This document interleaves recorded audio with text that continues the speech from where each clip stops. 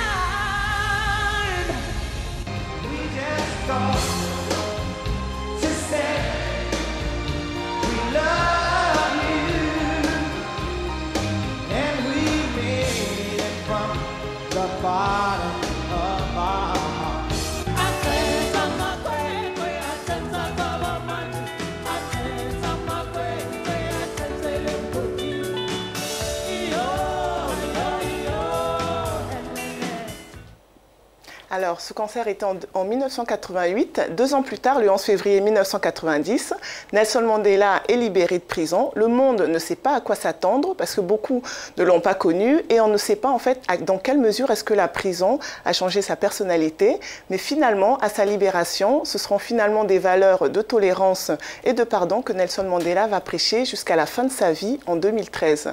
Alors, aujourd'hui, le monde lui voue un véritable culte et ça se ressent dans le domaine culturel. Nelson Mandela a beaucoup inspiré les artistes qui lui ont consacré de multiples œuvres, comme vous pouvez le voir sur ces photos. Mais Barbara, il n'est pas le seul héros africain, il y en a d'autres.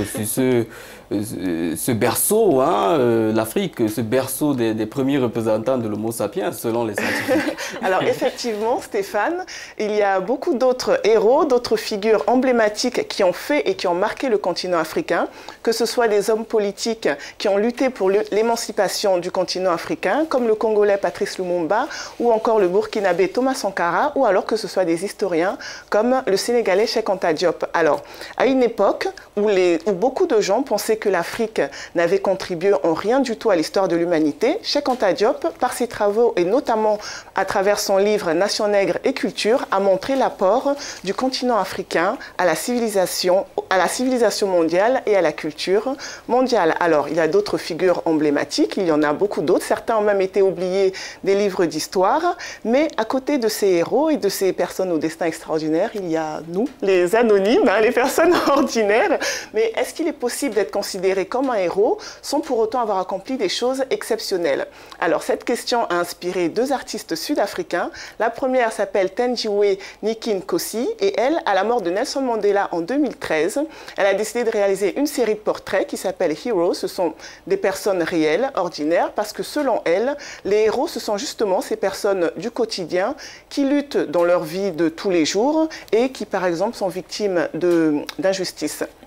Son travail est actuellement exposé à la Fondation Louis Vuitton à Paris dans le cadre de l'exposition Art Afrique. Alors, le deuxième artiste s'appelle Moké et lui, c'est très intéressant parce que, selon lui, les héros, ou plutôt les héroïnes, eh ben, ce sont les femmes africaines d'aujourd'hui. Je ne sais pas pour vous, Linette, mais en tout cas pour moi, en toute objectivité, je pense qu'il a tout à fait raison. Les femmes africaines portent le continent africain sur leurs épaules et beaucoup d'entre elles devraient être considérées comme des héroïnes du quotidien. C'est vrai. Absolument.